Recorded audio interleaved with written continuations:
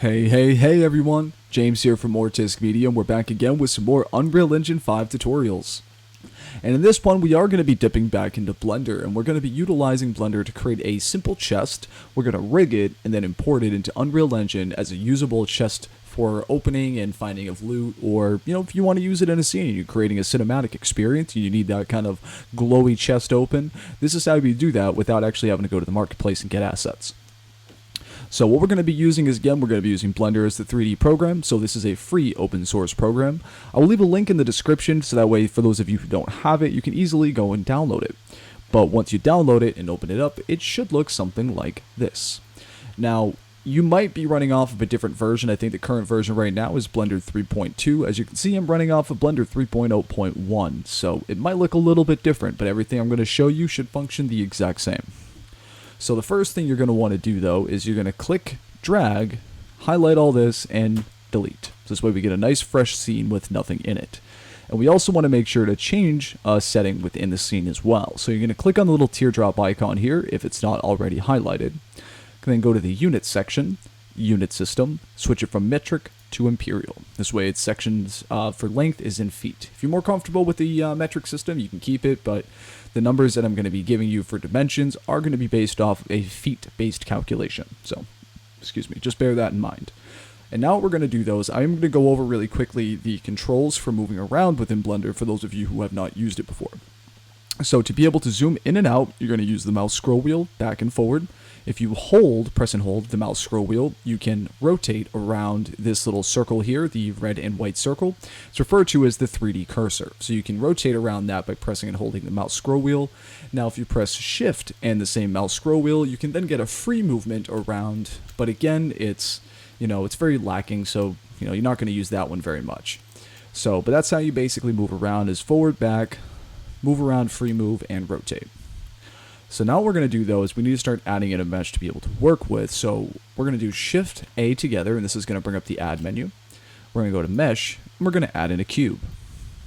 Now, if you press G, this is how you grab an object, and you can move it around just like so. However, if you press G, and then you can move it along a corresponding axes by pressing either X for X-axis, Y for Y-axis, or Z for Z-axis.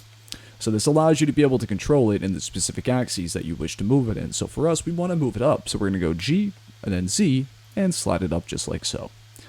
Now with this highlighted, we're also going to press N on our keyboard to bring up the transform properties. This is going to allow us to control the dimensions.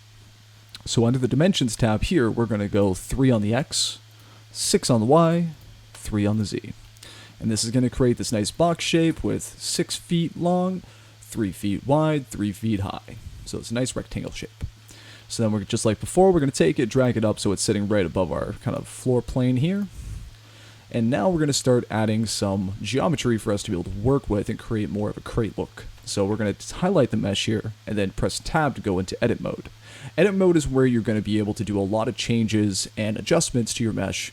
And there's a lot of different ways you can do that. We're going to primarily be working at a face select mode. However, there's 3 different options, and these are controlled through keyboard shortcuts on the numerical values above the A to Z keys. So 1 is allowing you to go into vertex selection mode, which is what we're in right now, where you can select one of these little black dots and you can move things around.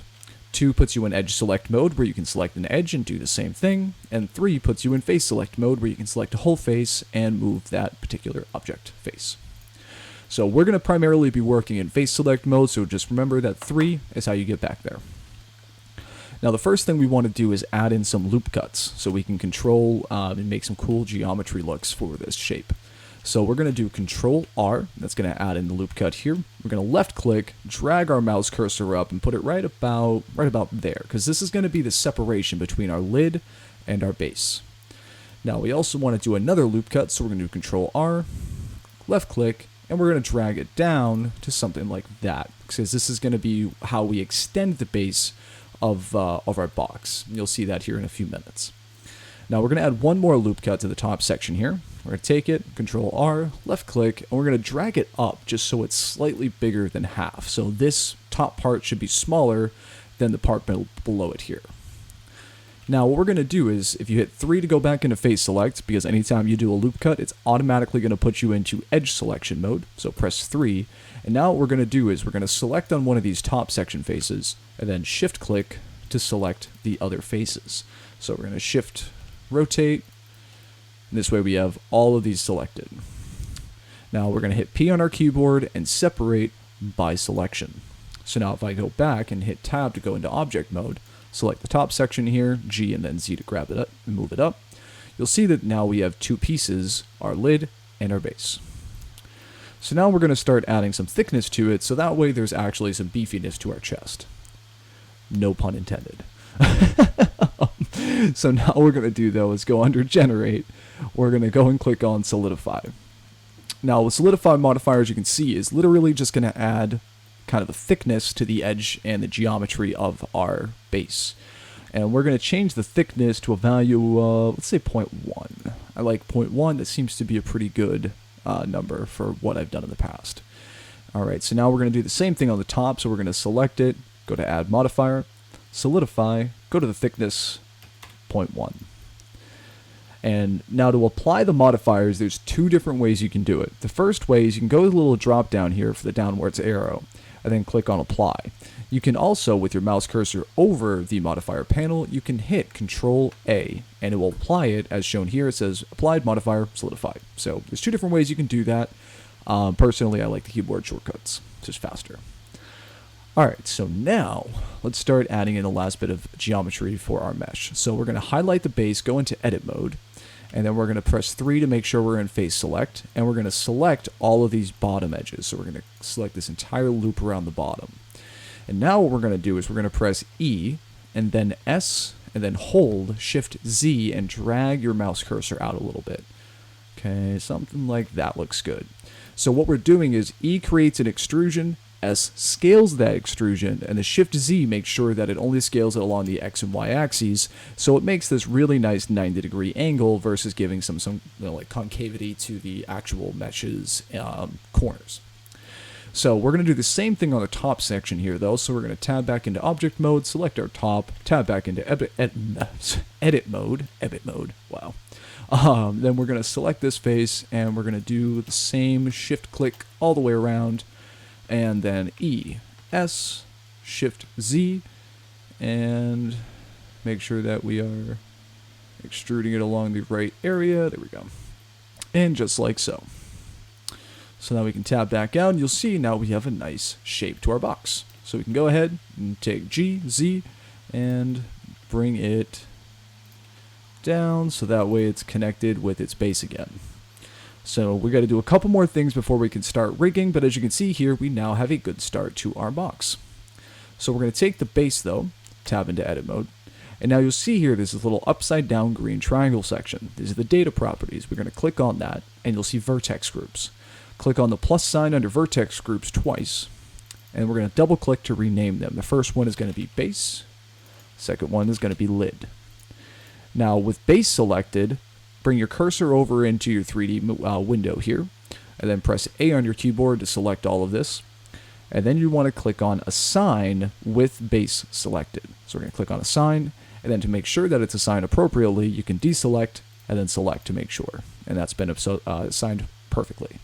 So we can tab back into object mode, click on the top, and now what we're going to do is shift click on the base, and then Control J to join them together.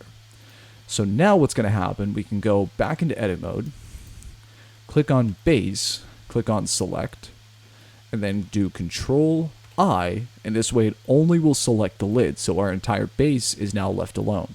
So we can now select on the lid, and then click on Assign. So now we have our lid and our base.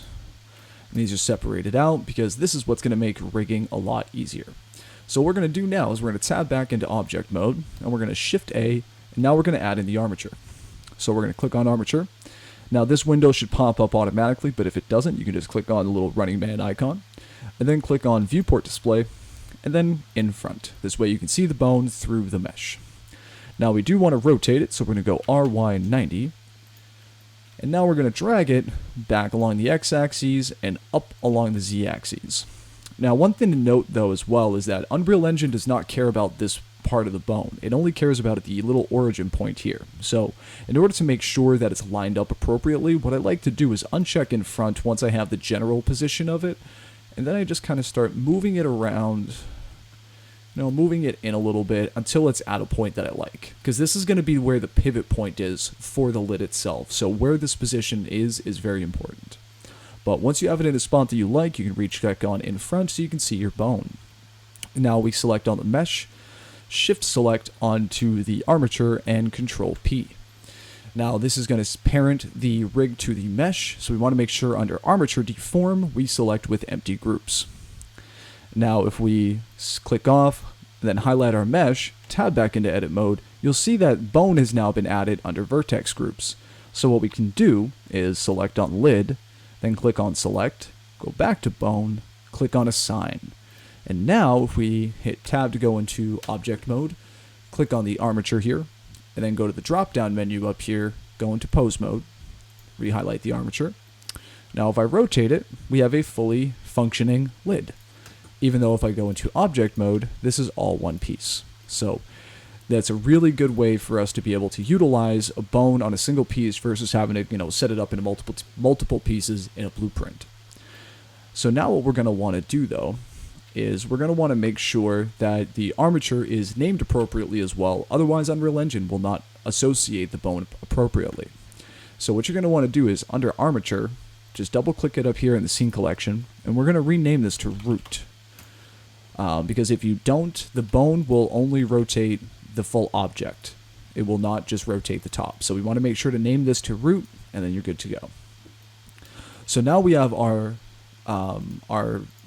box here rigged and created. So what we're going to do is now export it. So we're going to go File, Export, FBX. Now leave path mode to auto. Don't have to touch anything up here. We do, however, want to change a few things under the bottom panels here. So under geometry, smoothing, change it from normals only to face. Normals only is horrid. Creates this horrible smoothing, and it's just awful looking. And then under armature, though, we want to make sure to uncheck add leaf bones, click on only deform bones, and then uncheck bake animation because we don't have any animations for it. So don't need any animations for it. So now what we're also going to do, though, is go and open up, have a folder here somewhere. There it is, chest tutorial. And we'll just type chest.fbx. So with all those settings in there, we're going to click export, and now we're done. We have our box. So now we just need to go ahead and load up our project. So I got my tutorial project file here. Go ahead and open that up. Now, a couple things to note about this process while this go ahead and opens up is you can use this process on anything you want. So this type of rigging, creating the vertex groups and creating it in different pieces and then adding it together, you can use this to create things like spotlights, turrets, anything that has multiple moving parts. You can just set it up utilizing the vertex groups empty weights and then setting it up with its own bone section. I'm going to be doing a more detailed video on how to be able to set up multiple bone rigs without actually having them connected to one main skeleton. We're going to be going over a lot of Blender and Unreal Engine type of stuff in upcoming videos. So, but it looks like we are almost loaded here. Apologize for the speed of my computer. Alright. Maybe. There we go. Okay, so now that we're in our project here, and as you can see, I was doing some minor testing, so we're just going to go ahead and delete these, and save that, Alright, so now what we're going to do, though, is we're going to bring up our folder. So I'm going to bring this up, desktop, chest tutorial, and now we have our chest FBX. So I'm going to drag and drop this into our content browser here, and this is what will pop up, the FBX import options. The skeleton we're going to keep to none, but we're going to make sure skeletal mesh and import mesh are selected. We don't really need to change anything here, so we're just going to click on import. And now we'll have a skeleton, a physics asset, and the skeletal mesh itself. So the first thing we're going to do is open up the skeletal mesh and just give it a quick texture. So maybe like a wood texture. Make it like an oak chest. That'll work. Give that a minute for the shaders to load, so that way it's not a problem. So now what we need to do, though, is go and open up the chest skeleton. we're going to click on the bone and make sure that the snapping for rotation is turned off. And just to test, we'll see we got a nice opening, closing. And let's see, there we go. So, and we can see that material did apply nicely, although I think I just turned it off with Control Z. Let's see. Yep, I did. So we'll just put that back on there, just like so. Perfect. So as you can see here, some of the textures did start stretching on the extruded sections, but the rest of it actually looks pretty good. So what we're going to do now is we're going to click on the bone up here, and then we're also going to click on the little record button here. Now for an animation name, we're going to go open box. Keep it at 30 FPS, click OK. And then we're just going to grab this rotation and we're going to do something like that, and then click stop.